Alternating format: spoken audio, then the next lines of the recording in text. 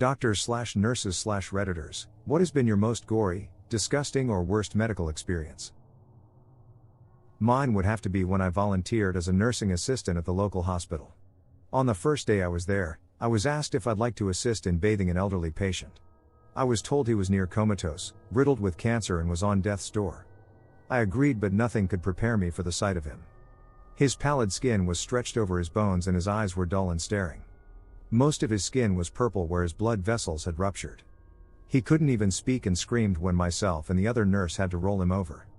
He was constantly injected with morphine because of the pain. 2 days later he passed away. I decided the medical profession wasn't for me. As a paramedic, responded to a call of traffic accident, baby ejected. We prepared for the worst we could imagine. Arrive in about 8 minutes, trooper on scene trying to clear the area of bystanders/gawkers and preserve the scene. He had covered the baby with the yellow death sheet troopers carry in their trunks. Lifted the sheet to check vitals/pronounce death, and it was not a baby, but the top half of the 19-year-old girl that was driving the small pickup truck about 50 yards away. She was driving, and arguing with her 19-year-old husband who was the passenger. They were doing about 55 miles per hour on a 2-lane road, and met an oncoming truck pulling a double-wide mobile home. She ran under the front corner of the mobile home, cutting her in half. Her bottom half remained in the driver's seat, while her unhurt husband watched as the truck skidded another 50 to 60 yards, sideswiping a minivan, sending it into the ditch upside down. When the truck came to rest, her bottom half fell out onto the ground. We also found a trail of ribs from the cab to the bed, and down the pavement to the top half. It looked like a movie set. Her top and bottom looked unhurt, but from mid-chest to about pelvis was strung along the road. The husband was absolutely freaking out about what he had just seen. He was babbling incoherently, running around swinging at people, just a mess. A witness who lived right in front of the scene started having chest pains, and had to be transported. We took the husband, and I called medical control and actually got orders to give him 4-Valium, something paramedics normally can only give for grand mal seizures. The driver of the big truck was fine, but was also very distraught at what he had just witnessed. That was 16 years ago and I can still remember pulling up to that scene like it was yesterday. I used to be a nurse's aide. I once had to put a very obese woman on the bedpan. She was only mid-40s, and I left. She put her call light on and when I answered she said she was all done. I turn her on her side to remove the bedpan only to see that it is empty. My first thought was that she had been mistaken about having pooped. But then I look and realize that her cheeks were so massive her entire dump couldn't make it the length of her cheeks and had gotten wedged in between them. I had to dig the entire load out of her as by hand. It was only about 2 months into the job and it gave me some serious second thoughts. The very last patient I saw in my internship came in with a cyst in her pubic area. Think to myself, okay, seen plenty of these. No big deal. I walk in to find a cyst the size of a jawbreaker. It was purple and practically had a face. We had to lance it, so we needed to give local anesthetic. When the syringe touched the cyst, the whole thing blew open with pus. The smell in the room was terrible. Upon pushing on it further, the cyst made a sound as it released more pus. It sounded like basketball shoes on a freshly waxed floor. The core of the cyst was about the size of a dime. Love this kind of stuff and considering going into dermatology. Or nurse here. This is kind of a long one. I was taking call one night, and woke up at 2 in the morning for a general surgery call. Pretty vague, but at the time, I lived in a town that had large populations of young military guys and avid meth users, so late night emergencies were common. Got to the hospital, where a few more details awaited me, pararectal abscess. For the uninitiated, this means that somewhere in the immediate vicinity of the a-hole, there was a pocket of pus that needed draining. Needless to say our entire crew was less than thrilled. I went down to the emergency room to transport the patient, and the only thing the ER nurse said as she handed me the chart was have fun with this one. Amongst healthcare professionals, vague statements like that are a bad sign. My patient was a 314 pounds Native American woman who barely fit on the stretcher I was transporting her on. She was rolling frantically side to side and moaning in pain, pulling at her clothes and muttering Hail Marys. I could barely get her name out of her after a few minutes of questioning. So after I confirmed her identity and what we were working on, I figured it was best just to get her to the anesthesiologist so we could knock her out and get this circus started. She continued her theatrics the entire 10-minute ride to the OR, nearly falling off the surgical table as we were trying to put her under anesthetic. We see patients like this a lot, though, chronic drug abusers who don't handle pain well and who have used so many drugs that even increased levels of pain medication don't touch simply because of high tolerance levels. It should be noted, tonight's surgical team was not exactly wet behind the ears. I've been working in healthcare for several years already, mostly psych and medical settings. I've watched an 88-year-old man tear a 1-diameter catheter balloon out of his penis while screaming, "You'll never make me talk." I've been attacked by an HIV-positive neo-Nazi. I've seen some stuff. The other nurse had been in the OR as a trauma specialist for over 10 years. The anesthesiologist had done residency at a level 1 trauma center, or as we call them, knife and gun clubs. The surgeon was ex-army, and averaged about 8 words and 2 facial expressions a week. None of us expected what was about to happen next. We got the lady off to sleep, put her into the stirrups, and I began washing off the rectal area. It was red and inflamed, a little bit of pus was seeping through, but it was all pretty standard. Her chart had noted that she'd been injecting 4 drugs through her perineum, so this was obviously an infection from dirty needles or bad drugs, but overall, it didn't seem to warrant her repeated cries of "Oh Jesus, kill me now." The surgeon steps up with a scalpel, sinks just the tip in, and at the exact same moment, the patient had a muscle twitch in her diaphragm, and just like that, all hell broke loose. Unbeknownst to us, the infection had actually tunneled nearly a foot into her abdomen, creating a vast cavern full of pus, rotten tissue, and fecal matter that had seeped outside of her colon. This godforsaken mixture came rocketing out of that little incision like we were recreating the funeral scene from Jane Austen's Mafia. We all wear waterproof gowns, face masks, gloves, hats, the works, all of which were as helpful as rain boots against a fire hose. The bed was in the middle of the room, an easy 7 feet from the nearest wall, but by the time we were done, I was still finding bits of rotten flesh pasted against the back wall. As the surgeon continued to advance his blade, the torrent just continued. The patient kept seizing against the ventilator, not uncommon in surgery, and with every muscle contraction, she shot more of this brackish gray-brown fluid out onto the floor until, within minutes, it was seeping into the other nurse's shoes. I was nearly 12 feet away, jaw dropped open within my surgical mask, watching the second nurse dry heaving and the surgeon standing on tiptoes to keep this stuff from soaking his socks any further. The smell hit them first. Oh God, I just threw up in my mask. The other nurse was out. She tore off her mask and sprinted out of the room, shoulders still heaving. Then it hit me, mouth still wide open, not able to believe the volume of fluid this woman's body contained. It was like getting a great big bite of the despair and apathy that permeated this woman's life. I couldn't freaking breathe, my lungs simply refused to pull any more of that stuff in. The anesthesiologist went down next, an ex-NCAA-D1 tailback, his 6'2" frame shaking as he threw open the door to the OR suite in an attempt to get more air in, letting me glimpse the second nurse still throwing up in the sinks outside the door. Another geyser of pus splashed across the front of the surgeon. The YouTube clip of David at the dentist keeps playing in my head. Is this real life? In all operating rooms, everywhere in the world, regardless of socialized or privatized, secular or religious, big or small, there is one thing the same: somewhere, there is a bottle of peppermint concentrate. Everyone in the department knows where it is, everyone knows what it is for, and everyone prays to their gods they never have to use it. In times like this, we rub it on the inside of our masks to keep the outside smells at bay long enough to finish the procedure and shower off. I darted back into the room with the next best thing I can find, a vial of Mastisol, which is an adhesive rub we use sometimes for bandaging. It's not as good as peppermint, but considering that over 1/3 of the floor was now thoroughly coated in what could easily be mistaken for a combination of bovine afterbirth and maple syrup, we were out of options. I started rubbing as much of the Mastisol as I could get on the inside of my mask, just glad to be smelling anything except whatever slimy demon spawn we just cut out of this woman. The anesthesiologist grabbed the vial next, dousing the front of his mask in it so he could stand next to his machines long enough to make sure this woman didn't die on the table.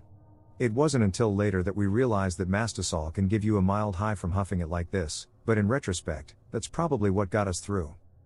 By this time, the smell had permeated out of our OR suite, and down the 40-foot hallway to the front desk, where the other nurse still sat, eyes bloodshot and watery, clenching her stomach desperately. Our suite looked like the underground river of ooze from Ghostbusters 2, except dirty. Oh so dirty. I stepped back into the OR suite, not wanting to leave the surgeon by himself in case he genuinely needed help. It was like one of those overly artistic representations of a zombie apocalypse you see on fan forums. Here's this one guy, in blue surgical garb, standing nearly ankle deep in lumps of dead tissue, fecal matter, and several liters of syrupy infection. He was performing surgery in the swamps of Dagoba, except the swamps had just come out of this woman's ass and there was no Yoda.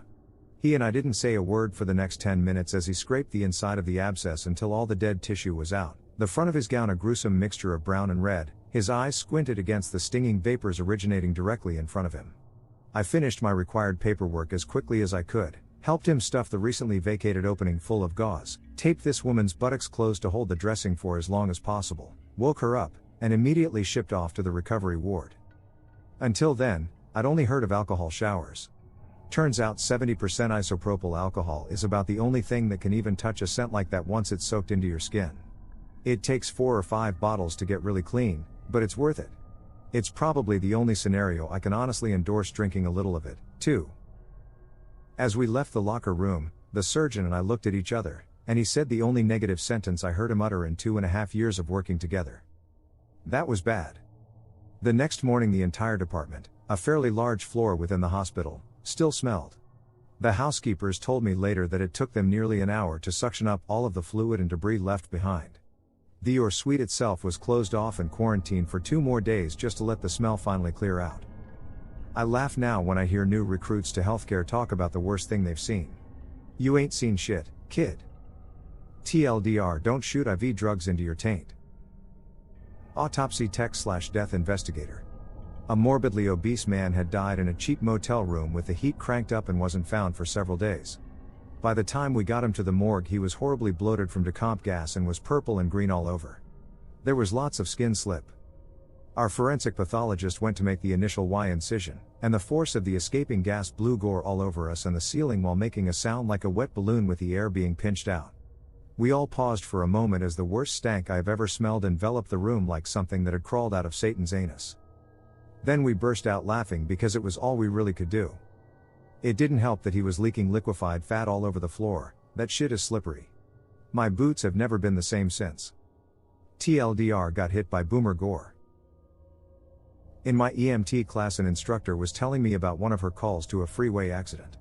There were 2 cars involved, and one of them had an elderly couple in it. Since she was so small, my instructor is often assigned the job of crawling through the windows of the car to stabilize patients while the crew works on prying the doors open.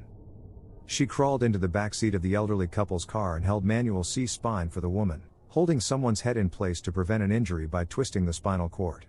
As she held the head, it came off in her hands. The woman had been decapitated by the accident.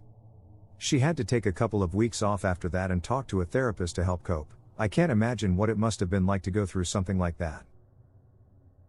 A few years back when I was a medical student I was doing my primary care rotation when I had to see a morbidly obese lady for a gynecologic issue. She said she was having a lot of itching and soreness in her vagina. Even as I set up for a pelvic exam I could already tell it wasn't going to be good. I could smell a foul odor already and I haven't even looked. I was gloving up when I got so nauseated and I was about to get sick. So I excused myself and lied to my attending that I had a problem taking a look in her cause she was so obese and I didn't have much experience with such a challenge. The truth was I just couldn't stay in the room. It smelled like rotting vagina. A few minutes later my attending calls for me to show me what he found. I thought for sure it would be an aborted fetus but I was wrong. I go in with my mask and there my attending dangles this cylindrical object covered with bloody debris. It was a fucking tampon. She apparently had difficulty removing it a week ago. My attending kept saying it stinks like a mag. The embarrassed patient was crying and I felt bad but I had to step out of the room cause I was starting to regurgitate my saliva and was about to puke. To this day I can't forget that smell. It took a few weeks before I was able to go down on my girlfriend again. I think that was my deciding factor as far as not going into OB/GYN. I just don't want to encounter the rotting vagina smell again ever. ERRN here. This, so far, is the only death I've experienced from work that I've lost a significant amount of sleep over. 24-year-old male walks, into the ER with complaints of flu-like symptoms for the past 3 days. He had decided to come in that day because he started to develop a rash throughout his body that he was unfamiliar with. Sadly, this rash was actually the result of a failed battle with bacterial meningitis, causing him to bleed internally and externally. By the time we got him back into the ER, he started crying blood and the terror in his eyes was palpable. He went downhill fast. His lucidity diminished with his blood pressure and the last thing he said before succumbing to pulse-less VTOC was something about his mother that we could not make out.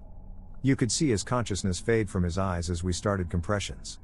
The code lasted close to an hour. At first we could still keep his oxygen levels up with mechanical ventilation, defibrillation, and drugs, but blood was filling his airways faster than it could be suctioned out. He was bleeding too fast for any medications or fluids to keep his blood pressure up. He died soaked in blood and nearly unrecognizable due to his now almost uniformly purple skin and swollen face. We later found out that he was studying neurobiology, had a devoted girlfriend that was for all intents and purposes a fiancé, a large family, and many friends. He was an athlete who lived healthy. He had beautiful curly hair. This made the death tragic in a way that you just don't experience when an 80-plus-year-old dies. It made the unanswered pleas to God for help that had been sent echoing around the room by his family all the more bitter. I helped drag and push him into a body bag. My dad has been a nurse for nearly 20 years. He has moved around from working on the ER to radiology and now the ICU. He is one of the most well-respected nurses in the hospital. I would know because I worked at the same place as a phlebotomist. Anyway, our hospital is a bariatric center of excellence, so you know what that entails, some pretty big patients. So this one day, I go up onto the 4th floor in the neuro unit to get a blood draw, and as soon as I step off the elevator, I smell crap. Really foul, rotten egg smelling crap. I don't think much of it as the hospital is older and is poorly ventilated, I know, right? But when I get home, I ask my dad about it since the ICU is on the same floor. He said that they had a guy who was 550 pounds in the unit, and he was having some abdominal pain. Turns out he hadn't had a bowel movement in almost a month. Before he was transferred to our ICU, other clinics had tried giving him a few enemas to no avail. So my dad is saying that he is putting in one of those balloons into the guy's anus so he can attach a bag, like a catheter. He turns around to check a monitor and he hears this dripping noise behind him. Turns back around, and there is a river of crap falling from the bed. The entire floor is covered in a month's worth of it, dripping, splashing, all over everything, including my poor dad. He and all the nurses roll up their scrubs like they're going clamming, and after an hour or so get this guy cleaned up. Housekeeping stopped by and just left a cart for them and said, nope. I guess right after they finished cleaning it happened again. I don't even want to imagine the smell in that room if it was enough to stink up the whole 4th floor. I can't begin to describe the respect I have for nurses. As always, thank you for watching. Please like and subscribe if you enjoyed the video, show your support. Leave your thoughts and opinions down below.